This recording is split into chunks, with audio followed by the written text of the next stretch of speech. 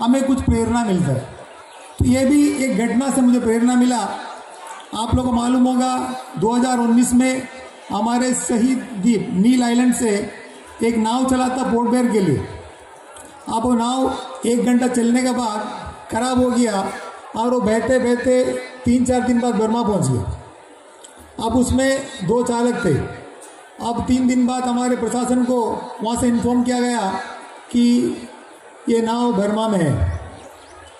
अब हमारे प्रशासन ये सोच रहा था कि उनको एक रूल रेगुलेशन के अनुसार उनको भेजा जाएगा, लेकिन बड़ा दुख का बात है बर्मा सरकार ने उसी इंजन को ठीक करके पानी भर के बोल वापस जाओ। वापस फिर चला नाव, 8-10 घंटा चला। उसके बाद नाव खराब हो गया। नाव बहते बहते 2 दिन बाद उसमें एक आदमी साथ में जो विपुल था उनका देहांत हो गया, और साथ में जो साथी था उनका नाम था अमृत कुजूर, वो नाव में बैठा रहा और वो डेड बॉडी भी रखा रहा। अब 2-3 दिन बाद बदबू आने लगा तो डेड बॉडी पानी में फेंक दिया। फिर वो भी नाव में लेट गया।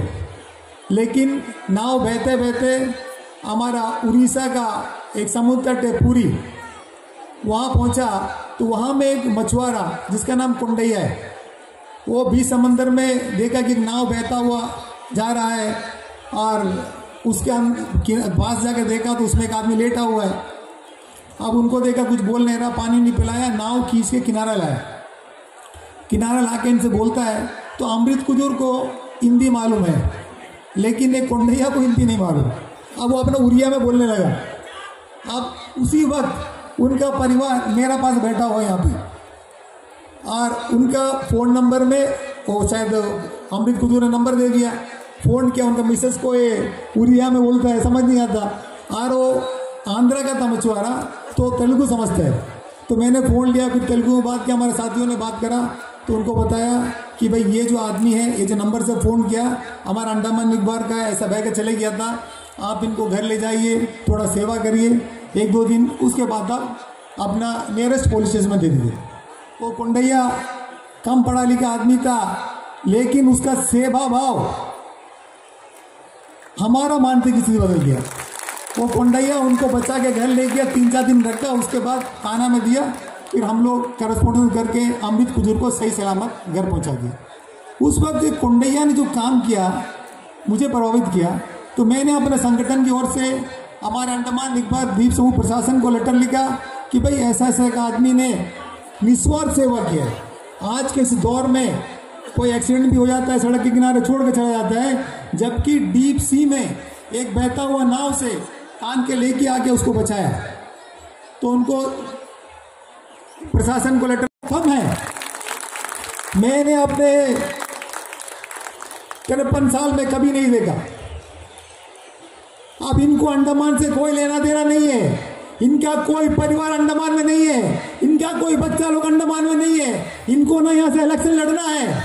उसके बावजूद भी हमारे युवा बेरोजगार की समस्या अगर उठाता है, इससे बढ़ के कौन हो सकता है भाई, बताओ। ये सम्मान तो एक छोटा है भाई, मैं आप लोगों ने जो कदम उठाया है उसका रिटर्न गिफ्ट नहीं दे सकता। ये तो बहुत छोटा है कि यहाँ में जो सरकारी भर्ती की जाती है, सरकारी नौकरी, उसमें यहाँ के मूल निवासियों का प्राथमिकता दिया जाए और लोकल सर्टिफिकेट मैंडेटरी किया जाए, जो प्रशासन द्वारा इशू करता है। अब आज के डेट में आप लोगों ने देखा होगा, जम्मू कश्मीर लद्दाख जैसा नया नया यूनियन टेरिटरी बन गया। यूनियन टेरिटरी बनते साथ होम मिनिस्ट्री ने वहाँ ऑर्डर कर दिया कि वहाँ का सरकारी नौकरी में वहाँ का मूल निवासी को दिया जाएगा। तो हमारा क्यों नहीं भाई? और अंडमान निकोबार आइलैंड जो यूटी है, मेलैंड से कटा हुआ है। यहाँ के एक आदमी प्राइवेट अगर इंटरव्यू देने जाना है, कम से कम 50,000 रुपये चाहिए, और वो भी हम लोग ग्रुप सी और बी उतना ही मांग रहे हैं और कुछ नहीं। हम लोग कहीं पर आश्वासन मिला। और सबसे बड़ा दुख का बात है, हमारे यहाँ के सभी राजनीतिक दल इलेक्शन से पहले अपना मैनिफेस्टो में जरूर डालता है, लेकिन इलेक्शन के बाद पता नहीं क्या होता है। और जब जरूरत पड़ते हैं, सारे राजनीतिक दल एक साथ आके डिमांड भी करते हैं लेकिन समस्या का समाधान नहीं होता। तो उस तरह इस समस्या का समाधान के लिए हम लोगों ने संगठन बनाया था। हमारा मूल उद्देश्य वही है। अब 2009 में हम लोग ये संगठन जंतर मंतर पर धरना किया था। वही जंतर मंतर के पीछे ही है आफाक सर का ऑफिस। तो हम लोग नए नए गए थे और हमारे मित्र द्विवेदी थी, उस तरह उनसे संपर्क हुआ और उस वक्त हम लोगों को बहुत सारा मदद मिला। अदरवाइज हम लोग वहाँ पे जंतर मंतर में प्रदर्शन नहीं कर सकता था। तो आफाक भाई, इनका तालियों से आप लोग एक बार फिर से स्वागत करें। ओ नहीं, 3 नहीं, 12 MP भोजन माने को तैयार नहीं। रोलिंग पार्टी, ओपोजिशन पार्टी, सारा पार्टी का इन लोगों का कोशिश से हुआ, नहीं तो मुस्तफा अकेला बोलने से नहीं होता। इनको जितना भी धन्यवाद दिए जाए वो धन्यवाद कम है भाइयों। आज आप पर हम किसी को मदद करने के लिए निकलना मुश्किल है। ये हर आदमी सोचता है भाई इसमें से हमको क्या फायदा मिले। अंडमान के बच्चों को अंडमान में नौकरी मिले, इनको क्या फायदा मिलेगा। इन लोग मुख्य भूमि से आए लोग खुद बोलता है कि अंडमान का नौकरी अंडमान के बच्चों को तो ऐसा कभी हो सकता है। अब सोच के देखिए, उनका क्षेत्र का बच्चे भी तो नौकरी करता होगा। उन लोगों ने हमारा कठिनाई, हमारा परेशानी समझा। सबसे पहले मैं नई दिल्ली से आए सत्येंद्र जी से अनुरोध करूंगा वो अपना एक्सपीरियंस शेयर करें। सत्येंद्र जी का तालियों से स्वागत करें। द्वीप समूह के लिए, यहाँ की जनता की भलाई के लिए काम किया। कोई भी विधायक, सांसद आपका इतना मदद नहीं कर सकता जितना इन दोनों लोगों ने काम किया। और इस कार्यक्रम को आयोजन के पीछे जो दुख दर्द हुआ है, उनके लिए एक बार जोरदार ताली बजा दीजिए मुस्तफा जी और राजकुमार द्विवेदी के लिए। आपकी लड़ाई इस अंडमान के बच्चों के भविष्य के लिए लगातार 2009 से मैं मुस्तफा भाई के संघर्ष को देखते आ रहा हूं। मुस्तफा भाई ने 2009 में यहां से लोगों को ले जाकर के जंतर मंतर पर जो धरने का आयोजन किया था, उस धरने का आयोजन का मकसद था कि यहां के नौजवानों को यहां पर रोजगार देना, मूल निवास प्रमाण पत्र की जरूरत की बात है। मुस्तफा भाई खड़े हैं। मुस्तफा भाई अकेले मुस्तफा भाई नहीं है। मुस्तफा भाई के साथ चाहे वो भोपाल हो, चाहे इंदौर हो, चाहे आंध्र प्रदेश हो, चाहे बिहार हो, चाहे यूपी हो, हर जगह से मुस्तफा भाई के संघर्ष में साथ देने के लिए तैयार बैठे हैं। वो प्रेम से बात करता है, हमसे प्रेम से रहता है, तो लगता है कि ये आदमी अच्छा है, ये जगह अच्छा है। मैं अंडमान को मुस्तफा भाई के कारण जानता हूं, क्योंकि सबसे पहले अंडमान में मुस्तफा भाई से मिला। कुछ ही समय हुआ था, द्विवेदी जी है, उन्हीं के मार्फत उनसे मुलाकात हुई है मेरी। पर जो प्रेम उन्होंने मुझे दिया है उससे मैं अभिभूत हूँ और मैं आप लोगों का शुक्रिया अदा करना चाहता हूँ, क्योंकि जो आप प्रेम उनको दे रहे हैं वो प्रेम सब में बांट रहे हैं। इसलिए आपको मेरा प्रणाम। अब रही बात मुस्तफा भाई की, तो अभी सत्येंद्र जी ने, चंचल जी ने अपनी बात रखी। मुस्तफा भाई के बहुत सारे अच्छे कामों को उन्होंने याद किया। मैं अगर उनके अच्छे कामों की बात करूंगा तो आप लोग कहने लगेंगे कि ये तो सब सिर्फ मुस्तफा भाई की तारीफ कर रहे हैं। तो मैं मुस्तफा भाई की तारीफ नहीं कर रहा हूं, क्योंकि कई बार हम जब कब अच्छा काम करते हैं और उसकी तारीफ करते हैं तो वो काम छोटा हो जाता है। तो मैं उस काम को छोटा नहीं चाहता। जो वो काम कर रहे हैं वो बहुत बड़ा है, मैं उसके लिए उनको धन्यवाद देता हूँ। फोन చేసి ఇలా Andaman production island production forum అని పెట్టాం. ఇక్కడ ముఖ్యంగా యువతకి బయట నుండి కూడా వచ్చి ఇక్కడ ఉద్యోగాలు సి కేటగిరీ, బి కేటగిరీ ఉద్యోగాలు కూడా వాళ్ళకే దొరుకుతున్నాయి.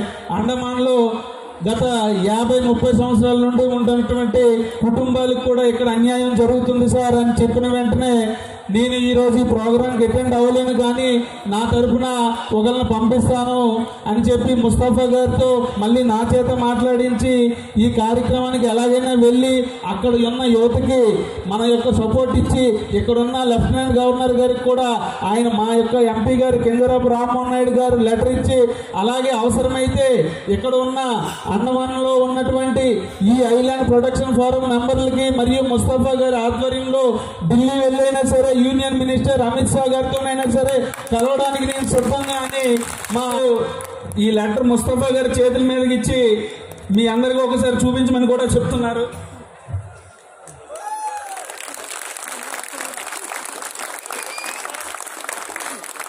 कि तुम युवक हो, काल को काल से दिखते रहे हो, देश के सौभाग्य को अपने खून से लिखते रहे हो, ज्वाल की भूचाल साकार परिभाषा तुम ही हो, देश की समृद्धि की सबसे बड़ी आशा तुम ही हो। ठान लोगे तुम, अगर आपने मन में ठान लिया, ठान लोगे तुम, अगर युग को नई तस्वीर दोगे, गर्जना से शत्रुओं के कलेजे चीर दोगे, दांव पर गौरव लगे, कभी ऐसा लगे कि हमारा गौरव, हमारे देश का गौरव, समाज का गौरव कहीं दांव पे लग रहा है, तो दांव पर गौरव लगे तो शीश दे देना, बेहस कर, हंस कर देना, मजबूरी में नहीं। देश के सम्मान पर काली घटा छाने न देना, देश की स्वाधीनता को आंच तुम आने न देना। आसान नहीं है, संभवता। तो बोले मुख्य भूमि से आके लोग उसमें अपीयर होते हैं और वो नौकरी ले लेते हैं, हमारे यहाँ के बच्चे रह जाते हैं। क्या करना चाहिए? तो बोले कि कुछ ऐसा करो कि यहाँ पे वो मूल निवासी मांगा जाने लगे। मैंने कहा ठीक है, अपन 10, 15, 20 सांसदों से, ऐसी बात हुई केवल कि 10, 15, 20 सांसदों से लिखवाते हैं। बात आई गई होगी। एक बार हम दिल्ली गए हुए थे, हमारे बड़े भाई से आफाक अहमद साहब जी से बात हुई। मैंने कहा ऐसा ऐसा चाहते हैं, ये हमारा समस्या है अंडमान की और करीब 20 सांसदों से लिखवाना है। तो आफाक अहमद जी ने 1 सेकंड का भी विलंब किए बगैर तुरंत मुझे 4 नाम बताए कि आप इनसे मिल लीजिएगा जाके और मेरा नाम ले लीजिएगा, आपको पत्र मिल जाएगा। इसके लिए मैं चाहता हूं कि आफाक अहमद जी के लिए जोरदार करना। तो यकीन मानना कि उसने पत्र नहीं लिखा। अब वो किस दल के थे मैं इसमें नहीं जाना चाहता हूँ, क्योंकि अपन को सिर्फ सकारात्मक सोचना चाहिए, नकारात्मक की कोई चर्चा नहीं होनी चाहिए। तो मेरे ख्याल से अभी 12-14 पत्र हो चुके हैं और बाकी पत्र भी प्रोसेस में है। अभी उन पत्रों की कॉपियां आपके गृह मंत्री भारत सरकार श्री अमित शाह जी के पास पहुंच चुकी हैं। कुछ पत्रों की कॉपियां आपके एलजी के पास भी आ गई हैं कि ऐसा मूल निवासी अनिवार्य किया जाए। कुछ प्रोसेस में है, अभी कार्रवाई चल रही है, वो पत्र भी जल्दी ले लिए जाएंगे। हो जाता है तो ठीक है, नहीं तो अभी इसी 30 जनवरी से लोकसभा का सत्र शुरू होगा, उसमें हम प्रयास करेंगे। आफाक भाई से कहेंगे कि किसी सांसद से प्रश्न लग जाए कि वक्त को जिसने ना पहचाना एक दिन मिटना पड़ा है। समय पे छूट गया तो फिर उसकी जिंदगी में बहुत विषम परिस्थितियां आती हैं, और वो कैसी परिस्थितियां आ सकती हैं? वक्त को जिसने न पहचाना एक दिन मिटना पड़ा है, बच गया तलवार से तो फिर फूल से कटना पड़ा है। मुस्तफा साहब के साथ साथ इस संगठन को बढ़ाने और चलाने में उनके जितने भी जाबाज सिपाही और साथी, मैं उन सबको सलाम पेश करता हूं, उनका स्वागत करता हूं, उनका अभिनंदन करता हूं कि इसी डिमांड को लेकर के मुस्तफा साहब अपने संगठन के कुछ साथियों को लेकर के दिल्ली आने का काम करें और वहां 1 दिन का धरना रखें। माफ कीजिएगा, मैं सियासी आदमी हूं, इसलिए मैं मजबूर हूं इतना कहने के लिए कि ये जो गूंगी बहरी सरकार है ये मामूली चिट्ठी लिखने से मानने वाली नहीं है। इनको आप लोग धरने पर बैठ करके प्रदर्शन कर करके प्रोटेस्ट करके ये रिपीटेडली करने का काम करेंगे, तभी ये काम होगा। और उन सब कामों में मैं आज इस मंच से आप तमाम लोगों को यकीन दिलाता हूँ, आश्वस्त करता हूँ, वादा करता हूँ कि हमारी और हमारी पार्टी के लोगों की जहां भी जितनी भी जरूरत होगी हम उसको पूरा करने का काम करेंगे।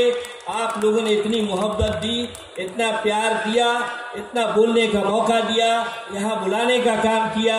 मैं आप तमाम लोगों का बहुत बहुत शुक्रिया अदा करता हूँ। बहुत बहुत धन्यवाद।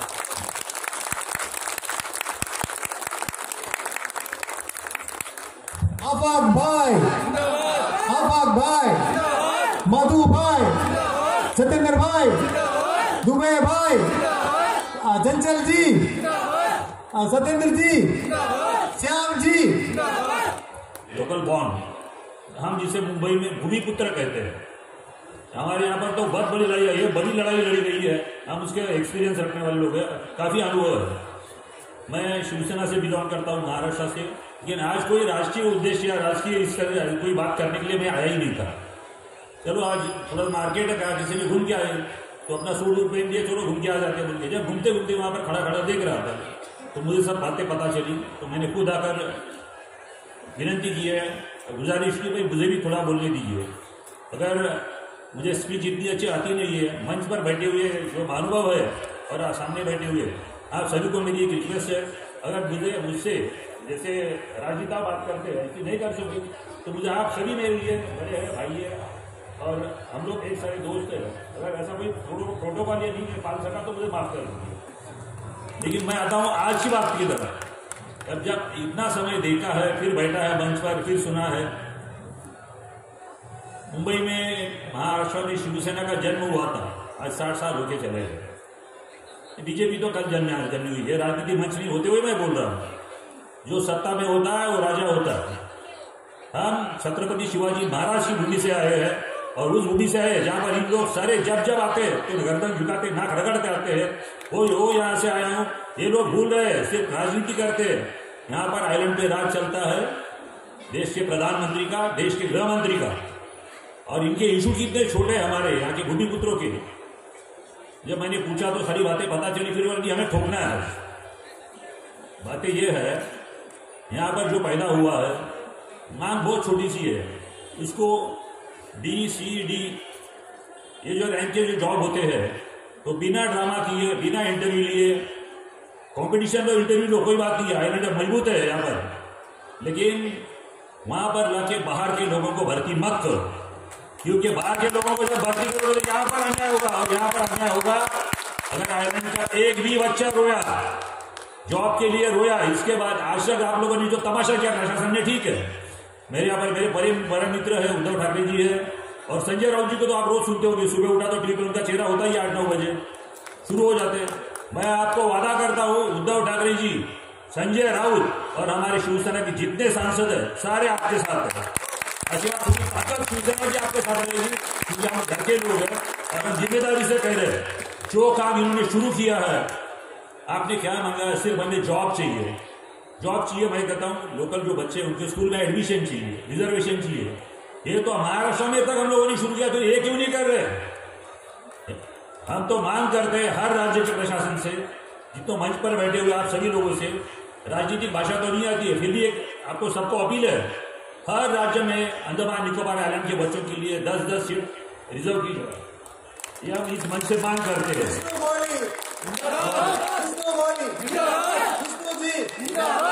और इसके बाद जब आता है हमारे जॉब का, और रिजर्व तो करना ही पड़ेगा। लेकिन क्या होता है, जो क्लास 1 होते हैं, IAS होते हैं, IPS होते हैं, IFS होते हैं, वो जॉब मिलने के लिए ऐसे हमारे ज्यादा पढ़ने वाले बच्चे निकल भी जाएंगे। लेकिन जो हमारा हक है, जहाँ पर जो पैदा हुए हैं उनको वहां पर अगर जॉब नहीं मिलेगा तो यहाँ से 50,000 लाख रुपया खर्चे किया जाएगा। मेनलैंड में काम करेगा, वो मुंबई में करेगा, बिहार में करेगा, यूपी में करेगा, दिल्ली में करेगा। और यहाँ पर कौन आएगा? वहां का आएगा, उनके घर जो अफसर बैठे हैं ना, चमचे, उनके घर का आदमी आएगा, यहाँ पर जॉब पर लगेगा और आज ही अंडमान पे अत्याचार करना चालू कर देगा।